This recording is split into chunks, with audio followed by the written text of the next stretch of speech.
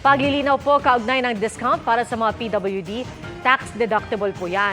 Ayon sa Implementing Rules and Regulations ng Republic Act 10754, maaaring i-claim ang nabawas sa kita dahil sa discount bilang tax deduction. Pero kailangan mailista sa record of sales ng establisimento ang pangalan at PWD ID number ng binigyan ng diskwento.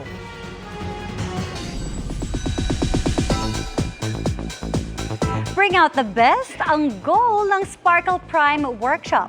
Kabilang sa mga aspiring artists na lumuhok ang isang beauty queen. Makichika kay Aubrey Carampel. From pageantry to acting, yan ang tila whirlwind journey ni 2019 Binibining Pilipinas Universe Gazini Ganados na isa sa mga lumahok sa Sparkle Prime Workshop. With being a beauty queen kasi, everyone expects you to be polished, to be well prepared, to be perfect. Pero in the workshop, they allow you to feel all the emotions, yung traumas mo na ilalabas mo. And it's such a comforting feeling to be in the red mat. And I'm honored to be a part of this. Nasa workshop din ang anak ni Kapuso and Sparkle actor Richard Yap na si Ashley Sandrine. Sobrang dami kong natututunan and it really helps you become like a better actor and a better person overall. Gayon din si Sparkle teen actor Aidan Veneracion. Matapos kasi ang kanyang pagganap bilang Archie sa Kapuso murder mystery drama na Royal Blood, pinaghahandaan naman niya ang biggest family drama of 2024 na Pulang Araw. Iba yung strength at stamina kasi historical drama. So mas madaming obligation, mas madaming nangyayari. So ayun, kailangan ko talaga magbabad dun sa research about sa World War II, which is the Japanese invasion. Iba't ibang exercises ang ipinagawa sa kanila ng workshop head facilitator na si Ana Fileo para mas mahasa at mas maging handa raw ang Sparkle Stars sa kanilang future projects. What I love about this particular batch is they're so hungry. They have immediately, meron na kaagad silang respeto na ibang mundo itong papasukin nila, ibang mundo ang craft ng acting, pero mataas ang respeto nila sa pinapasok nila. Magkakaroon din ng Sparkle Prime Workshop sa iba't ibang lugar sa Pilipinas, kabilang sa Cebu, Davao at sa Baguio City sa April 28 sa William Cameron Forbes Ballroom ng Baguio Country Club. Aubrey Carampel, updated showbiz happenings. Hindi na lang sa kalusugan at hanap buhay nakakaapekto ang matinding init dulot ng nararanasan nating El Nino. Ang posibleng epekto pati sa ekonomiya ng bansa. Alamin sa pagtutok ni Marisol Abduraman. Init na ba ang lahat? Dahil kaliwat kanan ang epekto niyan sa kalusugan. Sa Lipa, Batangas, hindi na muna gigitna sa kalsada ang mga traffic enforcer mula alas 10 ng umaga hanggang alas 3 ng hapon, alinsunod sa utos ng City Hall. Apektado rin ng init ang maraming pananim, tulad ng mga papaya sa Dipakula, Aurora na hindi na mapapakinabangan. Mula dating 700 papaya, pahirapan ng makakuha ng 50 peraso sa tanimang ito. Bagsak presyo na rin ang benta dahil sa mababang kalidad ng mga ani. Nangangamba na rin ang ilang magsasaka sa San Nicolas, Ilocos dahil sa bumababang level ng imbakan ng tubig. Kung abutin pa ng Mayo yan, sigurado baka kukulangin na talaga. Supply ng tubig din ang problema sa Bacolod City, kaya ang nagrarasyon muna ng tubig ang City Hall gamit ang 7 water tanker. To beat the heat this tag-init, may paandar naman ang jeepney ito sa Naga City. Mga nakasabit na pamaypay na magagamit ng mga pasahero. Tabang lang sa sa mga pasahero, sobrang init po. Naong mo din po ako kasi at least na-appreciate nila. So tabang ko sa effort ko na maibsan tong init. Ang nararanasan nating El Nino at ang patuloy na lumalalang epekto ng climate change ay posible rin makaapekto sa ating ekonomiya ayon sa pag-aaral ng Asian Development Bank. The weather-related aspects are also key. We are in the midst of a heat wave now. Looking at El Nino risk, but also La Nina further down the year potentially with rainfall and flooding risks, which could impact the growth projections. Para sa GMA Integrated News, Marisol Abduraman, nakatuto 24 oras. Nabawasan ang bilang ng mga Pilipinong walang trabaho noong Pebrero ayon sa pinakabagong Labor Force Survey ng Philippine Statistics Authority. Mula sa 4.5% na unemployment rate noong Enero, bumaba ito sa 3.5% noong Pebrero. Katumbas yan ng 1.8 million na Pilipino 15 anyos pataas. Mas mababa sa tinatayang 2.15 million na walang trabaho noong Enero. Ang bilang na yan mas mababa rin kumpara sa 4.8% na walang trabaho sa parehong buwan noong nakaraang taon. Pumalo naman sa 96.5% ang employment rate noong Pebrero, nakatumbas ng 48.95 million na may trabaho sa labor force.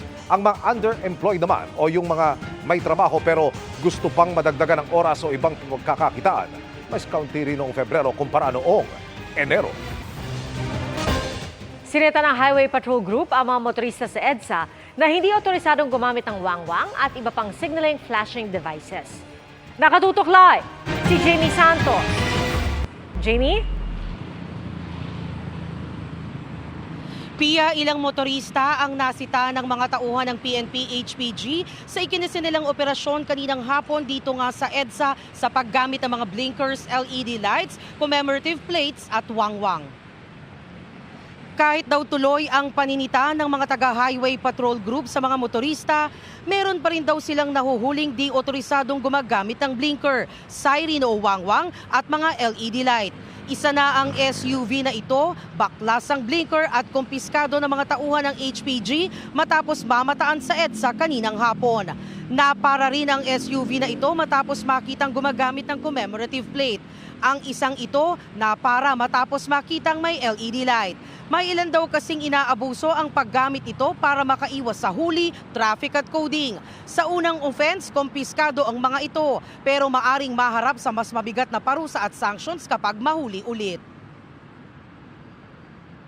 Pag first violation is kino-confiscate pa natin yung blinkers o yung mga flashing lights. Sa pag second violation na po, pwede na po nating sampahan ng karampatang reklamo at pwede po siyang mapatawan ng hanggang 6 na buwan na pagkakakulong o di kaya po multa na 600 pesos at pwede pong ma-revoke o makancel yung kanyang registration ng sasakyan. Ang operasyon ngayong hapon, ikinasama tapos ipag-utos ni Pangulong Bongbong Marcos ang mas mahigpit na pagpapatupad ng batas laban sa gumagamit ng mga sirens, blinkers at iba pang signaling flashing devices. Pia, asahan na raw ang mas maigting na operasyon ng PNP-HPG. At yan ang latest mula rito sa Quezon City. Balik sa iyo, Pia. Maraming salamat, Jamie Santos. Isa ang sugatan sa pagharurot ng SUV papasok sa isang fast food chain sa Mualboal sa Cebu.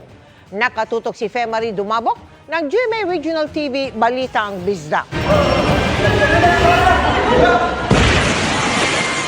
Nabulabog ang fast food branch na ito sa Mualboal, Cebu kaninang umaga nang mabangga ng isang pribadong sasakyan hanggang pumasok sa loob. Nabasag ang salamin nito kaya nagka-minor injury ang isang 33 anyos na customer. Agad siyang dinala sa ospital. Batay sa investigasyon ng Mualboal Police Station, ililipat lang sana ng 64 anyos na driver ang sasakyan dahil nakaharang sa bus. Pero nang iatras, tinamaan ito ang bus. At nang umabante ang driver para makabawi, aksidente niyang naapakan ang accelerator at nagdire-diretso sa kainan. So, nagihan pag maneuver niya, yung naatrasan ang bus, naigo o gamay, na yung recover on sa, kung tabing yung na-accelerate forward, padung na dito sa glass wall panel sa Jansi. So, nabangga ang mismong dildo, naigo ang usa ka customer nga nagkaon sa sulod. So, based on his account, dili niya makontrol ang mausakyanan kay nada ang mga problema. Sinusubukan namin kunin ang panig ng driver pero kasalukuyan pang inimbestigahan. Hawak na siya ng mga otoridad. Para sa GMA Integrated News, ako si Femari Dumabok ng GMA Regional TV Balitang Bisdak. Nakatutok 24 oras. Para idiin kung gaano kainit sa kanilang lugar, tinangkang magluto ng isang vlogger. Sa kawaling ibinilad sa sikat ng araw, meron ding umano'y solar cooker na walang apoy. Ang paliwanag ng eksperto kung pwede ba yan sa pagtutok ni JP Soriano. Ang init! Sa tindi ng init sa Negros Occidental, nakapagprito umano ang content creator na si Miss Popcorn sa kawaling ibinilad niya sa sikat ng araw. Umuusok na talaga siya, guys.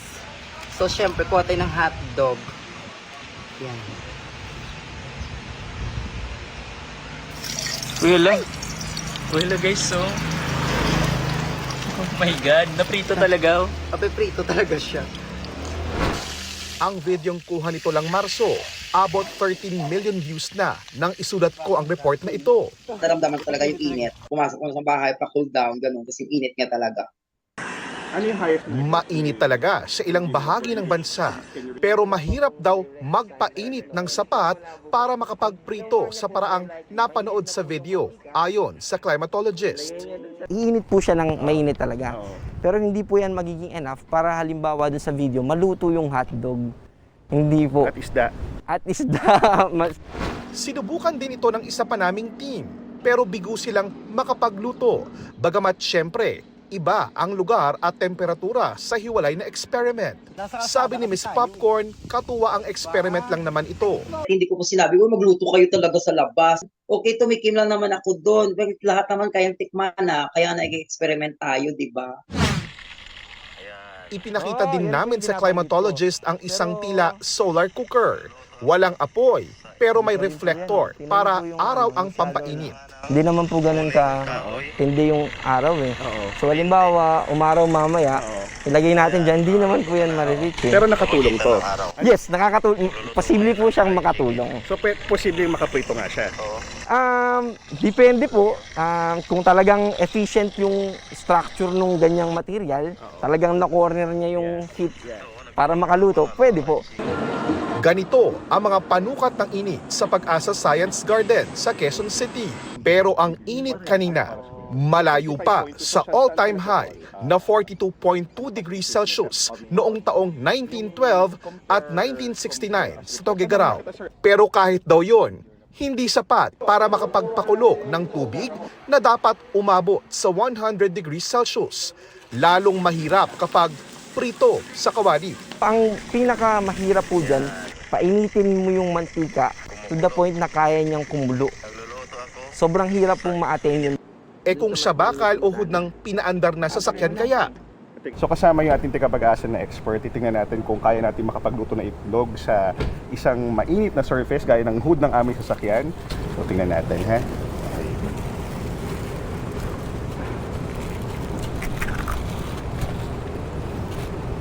Makalipas ang may 3 minuto. So ngayon, parang wala tayong nakikita na konti. O meron yung konti? very thin layer po sana ito, yung dinaanan lang niya. Ayan. Oo nga, ano? Pero hindi na nga kailangan ng ganitong mga eksperimento para malamang ang init ngayon ay delikado at maaari ngang maka-heat stroke ayon sa DOST Pag-asa. Sa mga susunod na araw at linggo, posibleng titindi pa ang init at pagsapit ng Mayo, inaasahang aabot pa sa extreme danger ang temperatura.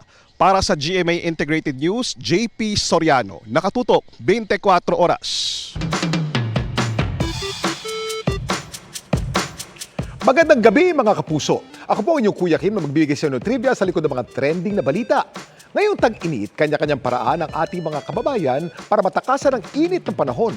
Ang diskarte ng isang technician mula Pangasinan, lagyan ng water sprinkler ang kanilang bubungan.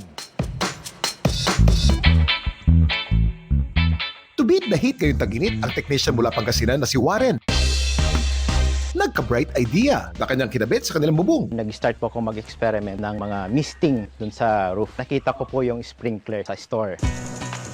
Kung saan po tumataas yung temperature ng roof, dun na po iyon yung sprinkler. Effective naman kaya ito? Nung wala pang sprinkler, ang roof temperature is 61. Pagdating po sa room temperature, minsan umaabot po ng 37, 38.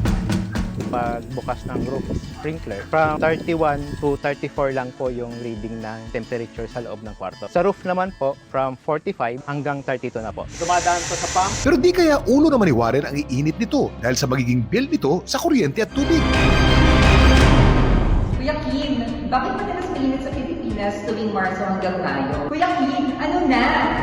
Pagdating ng Marso hanggang Mayo, tag-init o dry season dito sa Pilipinas. Sa mga buwan kasing ito, nakatilt ang Northern Hemisphere kung saan matatagpuan ang Pilipinas patungo sa araw. Ibig sabihin nun, ang Northern Hemisphere, naka-expose saan. Makakaranas tayo ng mas mahabang araw pa maiksing gabi. Magiging mainit ang Pilipinas. Wala ring monsoon sa mga panahon nito na maaaring magdulot ng mabibigat na pag-ulan at malakas na hangin. Nakakaapekto rin sa init ng panahon sa mga buwang ito ang ridge o extension ng high pressure area at easterlies. Ang ridge of high pressure area ay isang weather system na kung tawagin din ay anti-cyclone. Ito'y kumukontra sa ulan. Ngunit ito rin ay nagdadala ng napakainit na panahon. Ang easterlies naman ang mainit na hangin na galing sa dagat Pasipiko dahil galing sa dagat nagdadala ito ng moisture at yan naman ang sanhi ng high humidity kaya napaka-alinsangan ng panahon. Paano naman nakatulong ang kinabit na water sprinkler ni Warren sa kanilang bubong? Siyempre kapag nilagyan natin ng tubig, yung mainit na galvanized steel roof, then definitely maglo-lower yung temperature ng roof. Magta-transfer yung heat from the roof papunta dun sa tubig na galing dun sa garden sprinkler. Siyempre yung tubig na yun, bababa siya dito sa lupa. Yun yung principle kung bakit nababawasan yung init ng roof and eventually nababawasan yung init ng loob ng bahay. At sa mga concern sa bill ng kuryente tubig ni Warren, huwag daw mag-alala. Ang tubig kasing kanyang ginagamit mula sa kanilang deep well. Habang nagpapagana naman ng mga water sprinkler ang mismong init mula sa araw. Nagkabit kasi ito ng solar panels na siya mismo nag-install. Maliban sa pagkabit ng sprinkler sa bubong, ano pa kaya ang ibang paraan to beat the heat ngayong summer? Ayon sa Pag-asa, pwede raw tayong maglagay ng mga foam insulators sa ilalim ng ating mga bubong o ng kisame para doon ma-confine ang init at hindi dumiretso sa ating tahanan. Pwede rin daw tayo gumamit ng insulating o thermal paint na maaaring mag-improve sa thermal performance ng isang surface gaya ng bubong o pader. Pwede rin tayo maghanap ng masisilungang puno at huwag kalimutan na laging mag-hydrate. Uminom ng maraming tubig. Samantala, para malaman ang trivia sa likod ng viral na balita, i-tweet o i-comment lang, #Kuya Kim. Ano na? Laging tandaan, kimportante ang may alam. Ako po si Kuya Kim at sagot ko kayo 24 oras.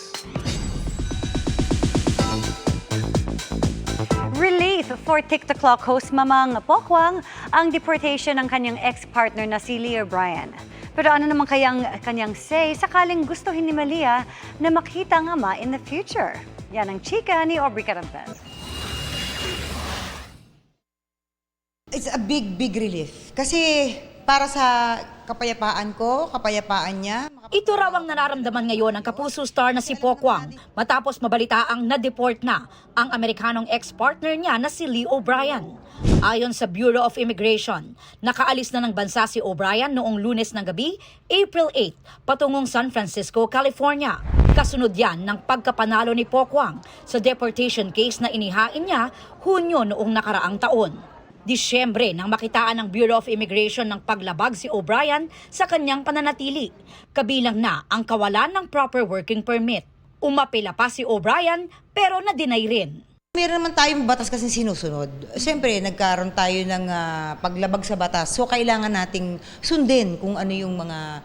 Kasi kung tayo nga, di ba tayo sa ibang bansa, yung mga OFW natin, sumusunod, minsan konting napaparusahan tayo agad doon. Dapat ganun din tayo sila dito sa atin. So, ginawa lang po ng ahensya ng immigration ang kanilang trabaho. Blacklisted na si O'Brien. Ibig sabihin hindi na siya papayagang makabalik ulit ng Pilipinas. Pero kahit nasa Amerika na, tuloy pa rin daw ang paghingi ni Pokwang ng child support para sa anak nilang si Malia. Kailangan yon bilang magulang, kailangan natin, hindi naman ginusto ng bata na isilang siya. Di ba? May responsibilidad po tayo sa mga anak natin, lalo sa ganyang edad, syempre, di ba?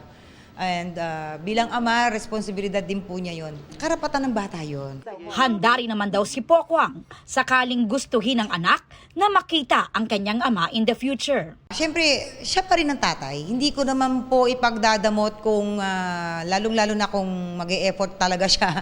Hindi ko naman pagdadamot. Alam ko, balang araw mapapanood din to ni Malia. And ako, ang responsibilidad ko po yun ipaliwanag sa kanya ng maayos, ng patas kung bakit nangyari at kailangan mangyari ito. Hiling daw niya ngayong nasa sariling bansa na ang ex-partner ay makapaghanap buhay na ito. Habang siya naman ay mas makapagtatrabaho na rin daw ng maayos sa TikTok Lock at sa Jose and Maria's Bonggang Villa. Well, magpaka-busy lalo, di ba? Magtrabaho, focus na, tapos na to, okay? And answered prayer naman to, di ba? Para sa kapayapaan ko ng isip ko. At ganun din naman sa kanya. Kagaya ng sinabi ko, moving forward, magtrabaho tayong dalawa to provide for Malia's future. Aubrey Carampel, updated showbiz happenings. Ngayong napakainit ng panahon, mas malaki ang tsansa ng stroke. Ayon po yan sa Department of Health. At kahit matatanda ang karaniwang nakakaranas nito, pwede pa rin daw ma-stroke ang mga bata. Ang karanasan ng isang edad 8 lang. Sa pagtutok ni Oscar Oida.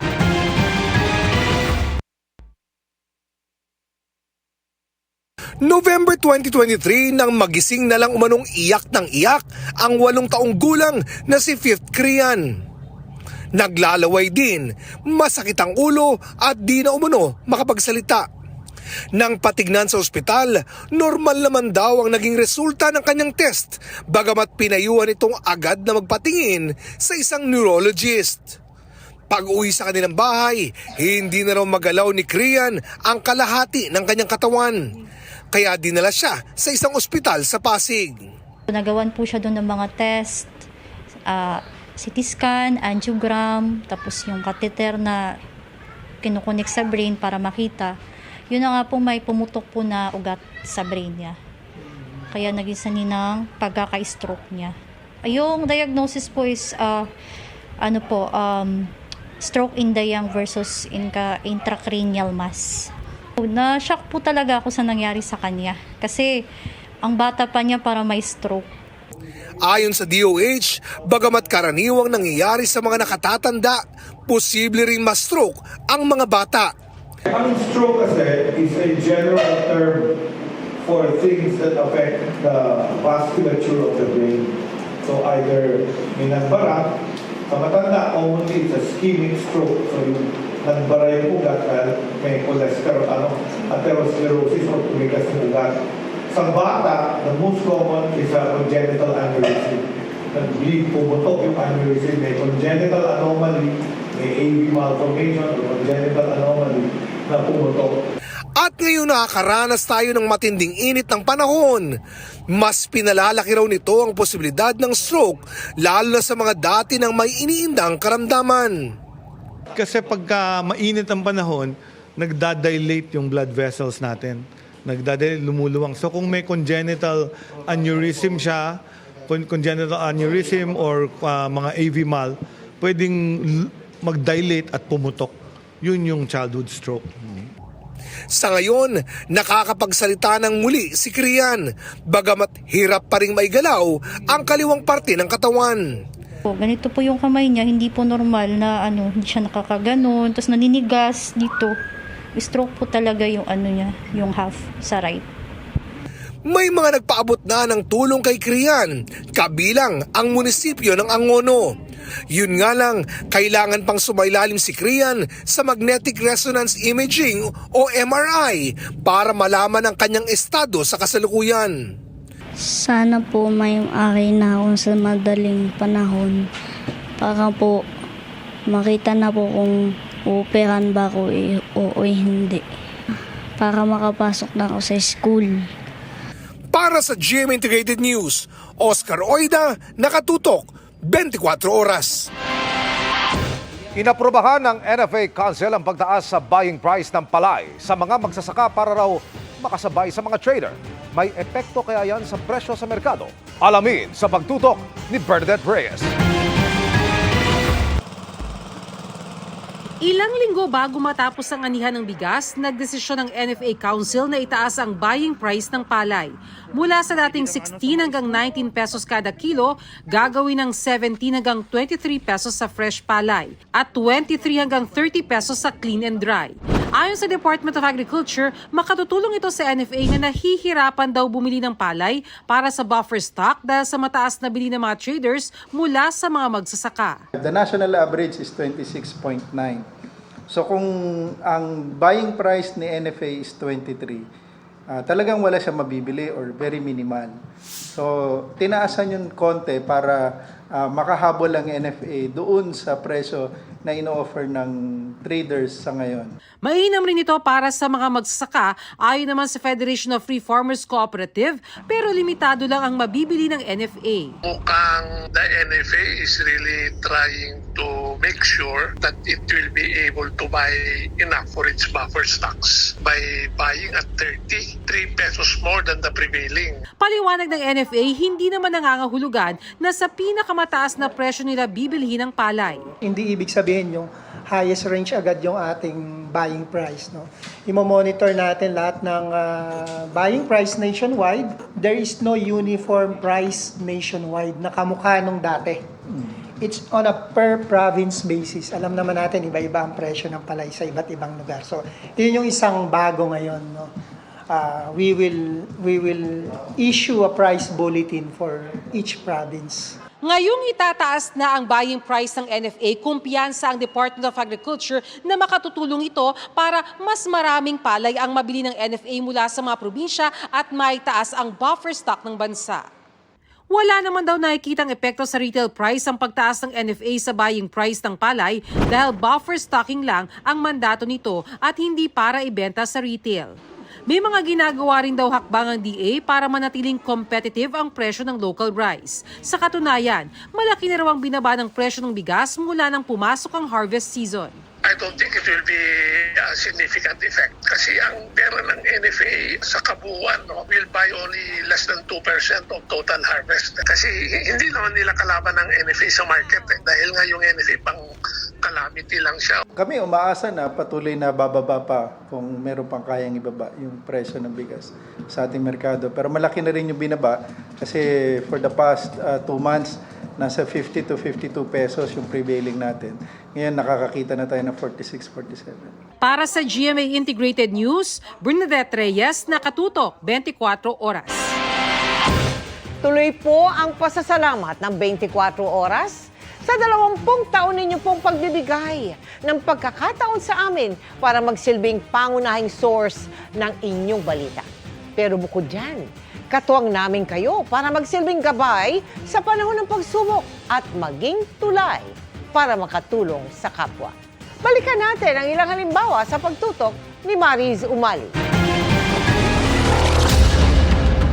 Sa isang barangay sa Sampaloc, Maynila,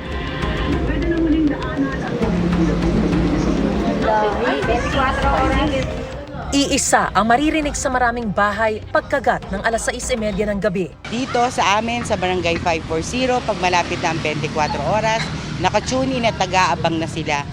Sa umpukan sa tindahan, balita ang nasasagap. Dito namin nalalaman yung bawat nangyayari sa buong Pilipinas. At binabalita ko rin kung ano yung nakikita ko na balita sa TV sa 24 oras. Ang pagtutok na yan na bumago sa viewing habits ng mga Pilipino nagsimula 20 taon na nakararaan. Ang unang pag-ere ng 24 oras noong March 15, 2004, talagang inabangan daw ng video archivist na si Dan Garcia. Historical event siya na bibihira mo lang ma-experience in a lifetime na, magkakaroon na ng major shift sa GMA. Kailangan ma-record ko to. Mula noon, ang 24 oras naging tapat na tagatala ng kasaysayan at naging gabay ng marami, lalo na sa panahon ng mga pagsubok. Maganda manood yan kasi nalalaman mo yung about kung ano nangyayari. Ang pinakamaganda pa dyan sa lahat yung about sa kung may bagyo para alam mo kung ano dapat mong dalhin, gano'n. Tulad noong Super Typhoon Yolanda, dahil bagsak ang kuryente at mga linya ng komunikasyon. Halos lahat ng bahay, warak din. 24 oras ang isa sa naging unang tulay ng ating mga kababayan para maiparating ang kanilang kalagayan sa mga mahal nila sa buhay. Kuya, buli kami. Tay. Panawagan ko lang po sa anak ko. Buhay kami pero wala kaming kapagkain, wala lahat, walang tubig, walang pagkain, pero lahat kami buhay. Okay lang kami dito. Ang problema lang po kasi walang relief na dumarating, wala kaming pagkain. Si nanay, patay na, hindi niya nakayanan yung bahay unit, wala na. Community quarantine is hereby imposed in the entire of Metro Manila. At nang mistulang tumigil ang mundo noong panahon ng pandemya, pinatunayan ng 24 oras na talagang hindi natutulog ang balita. Nagdeklara na ng state of calamity sa buong bansa si Pangulong Duterte. Sa panahong lahat ng antas ng buhay sinubok ng dagok ng pandemya, ang 24 oras, binigyang halaga rin ang mga kwento ng pagbangon. Tulad ng estudyanteng nagtatrabaho para may pang wifi sa online class. At isa pang nag-aarkila naman ng cellphone. Talagang ang bigat, alam mo yon, yung sinusulat mo, tapos ang bigat sa dibdib mo, pagka-ere ng storya. Ang dami ng message sa akin. Alam mo yung storya ko, umere lang yan sa isang araw, pero ang daming natulungan. Kung ganun ang impact ng isang araw na storya, isipin mo yung impact ng 20 years. Naambunan po kami ng mga tulong, donasyon, tapos nagkaroon po ng pagkakataon na matapos po yung senior high school ko. Malaki yung naging epekto nung istorya ng maraming tumulong. So mas nagkaroon sila ng pag-asa na ipagpatuloy yung kanilang pangarap, lalo na yung kanilang pag-aaral. Sa paglipas ng mga taon, ang 24 oras hindi na lang sa telebisyon napapanood, kundi maging online. Sumabay rin tayo sa mga pagbabago ng panahon gamit ang mga pinakabagong teknolohiya sa pagbabalita. Bagay pansin ng mga masugid nating manunood. Mas effective yung visuals nga. Yung graphics na makikita mo si Mel Tiangco biglang binabaha. Yung pala kasi kinikwento niya kung gaano kalala yung baha sa Metro Manila. 24 oras. Dahil sa walang sawa ninyong pagtangkilik, ang 24 oras ngayon ang nangungunang newscast sa bansa. At sa aming pagharap sa mas malaking misyon at mas malawak na paglilingkod sa bayan, umasa kayong patuloy naming tututukan ng kwento ng mga Pilipino saan man dako ng mundo. Para sa GMA Integrated News, Mariz Umali Naktutok, 24 oras. Muli, maraming salamat po sa inyong lahat. Mabuhay ang 24 oras. At yan ang mga balita ngayong Huwebes. Ako po si Mel Tiangco. Ako po si Pia Arcangel para sa mas malaki misyon. Para sa mas malawak na paglilingkod sa bayan, ako po si Emil Sumangil. Mula sa GMA Integrated News, ang News Authority ng Pilipino. Nakatuto kami 24 oras.